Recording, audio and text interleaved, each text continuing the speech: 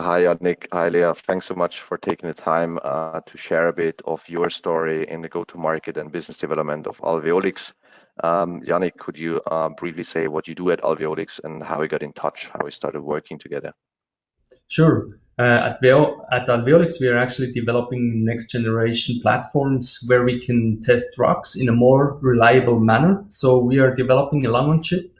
So we have a consumable and a system, which will then be used in research, either in university landscapes or at the pharmaceutical companies.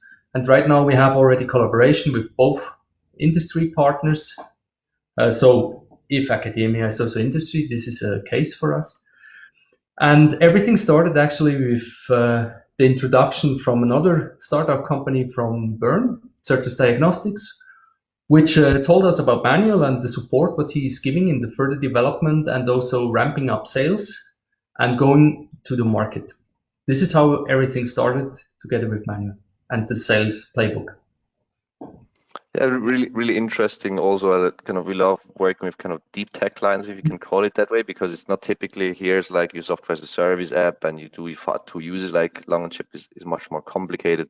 Could you tell us a bit more about your considerations of investing in sales, because it's very different from like selling just a software or something like very easy to understand, and the challenges you faced also when recruiting for additional people to build that team? Absolutely. So one of the main challenges is that we actually addressing two completely different markets. So we have the research people. They are usually always driven by funding. So they need to have funding to actually get access to the technology. So that's one of the things which is a bit different for when comparing to other startups and other products, because they always rely on grants and funding, which takes a bit more longer and more time to invest, and also to explain what are the key features of the technology, because it can be widely used. That's another thing. We have a base technology, and on this base technology, people can build up their new biological models to do then any kind of readouts they want to do. So it's not just one product for a specific purpose. It has several purposes. So it makes it really broad, but also sometimes a bit challenging to really bring it down to a point for a customer need and really explaining all these kind of things. The other thing is the pharmaceutical company, which is more focused on integrating the technology. And in our case, we are actually pushing to that this is integrated, but we still want to keep track and to see how they're going to use the technology. So therefore, we also currently not doing a normal sales, but we do collaborations with them to really see how it's going in the development of our future product. Yes. Yeah, and this is really interesting because it also kind of is different than when you recruit for sales. You cannot just recruit a classic like sales development representative and say like, let's do kind of cold email campaign and hit up people on LinkedIn and basically like do a click funnel like people in the US do. And could you tell us a bit more? Like we had quite some fun with recruiting kind of intense sessions, how you actually got to win Leah for Alveolix. Absolutely. So we started really with intense recruiting sessions together with Manuel. So we had really first phone calls, then we had remote interviews, then people came to our space one time and then the second time. And in the end, what we realized and what was the key factor in the end of choosing Leah to have Leah on board, I'm very happy to have you on board, Leah, was on one hand the experience within the startup, because people which are not working in a startup, they don't know that sometimes you need to do this and then that, and then it changes because the roadmap changes. Also, you need to be flexible and agile, and that's one of the key things what we saw in Leah, and having the potential to also work on different aspects. Leah didn't have the classic background in life science or engineering, but she had the understanding about the technology from her previous company, which was also not a unique thing which already existed. So they built it up also this technology. So Leah knew that if you have a new technology, you also need to create or you need to create a campaign which is capturing the new customers. And that's one of the things what we are working on. We are having a new technology, and Leah has a bit the feeling how we can bring this to the people. And she's also very flexible. And in the end, she just also convinced us with the way she worked and put all the tasks together during the assessment. Yeah, very interesting point on kind of industry versus basically background on the company size and the maturity of it. So Leo, maybe over to you. Like what helped you the most in our collaboration actually, like ramping up quickly at Alveolix?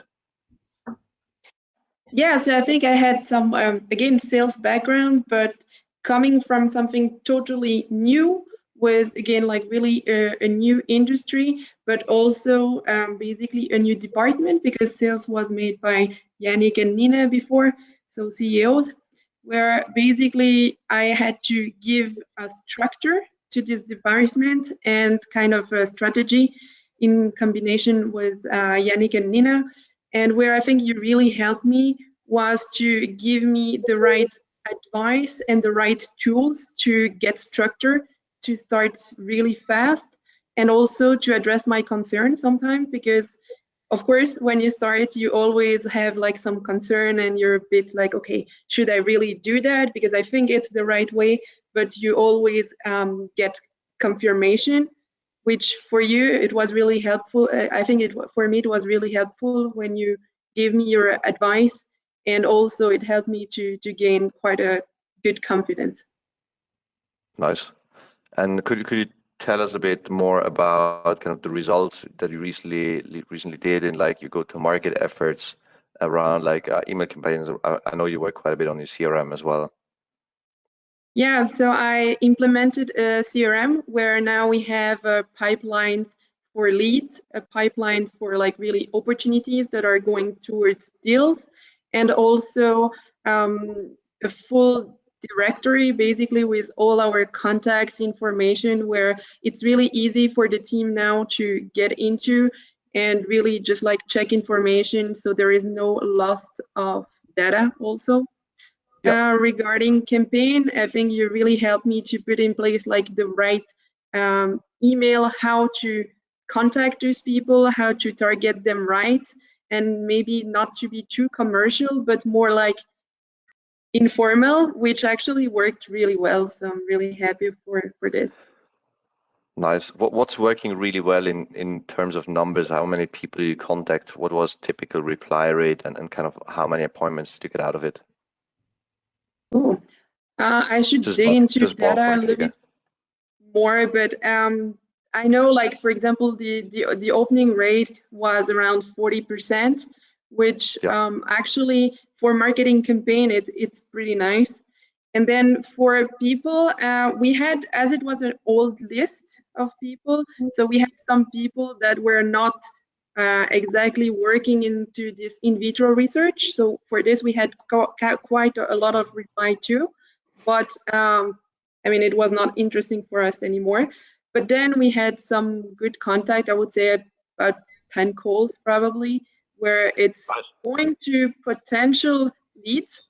Now, again, as Yannick said before, it takes quite a lot of time to, especially in the academic world, because I focus first in the academic world, where you need to discuss, you need to come back, do back and forth to make sure that they have the budget, that they understand well the system, because again, it's a complex structure.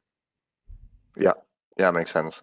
Yeah, but congrats to the 10 appointments like that. That's impressive. And maybe one more thing, like as you kind of in this health tech and not like typical ICT SaaS, some companies think like we only work with SaaS companies.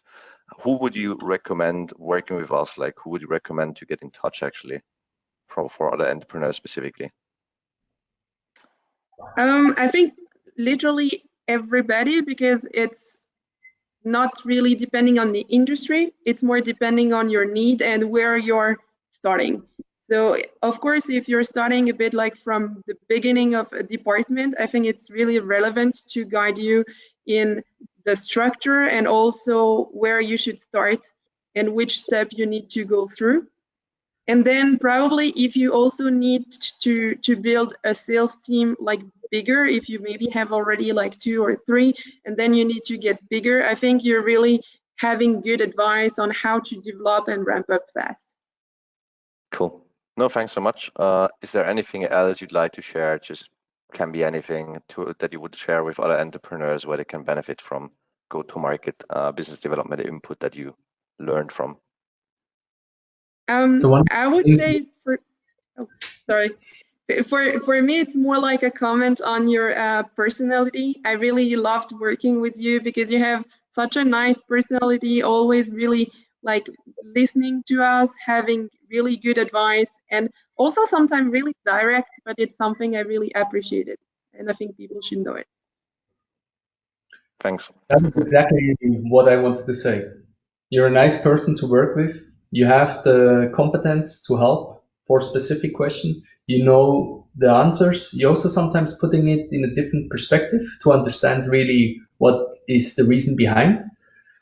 So making comparison with your wife, for example, if you discuss some of the things. And this is really, Cut out something with it. I mean, that's really the point because sometimes if you're really in this sales, how you want to contact the people, you're more like, okay, how do I sell it the best? But it's not about selling the best. It's about getting into contact with them. And that's the first thing. And this is what you really know a lot how to do. And all the other key points, what you do on your website, you do it very well. Thank you, Manu. Thanks so much, and really looking forward to your continued success.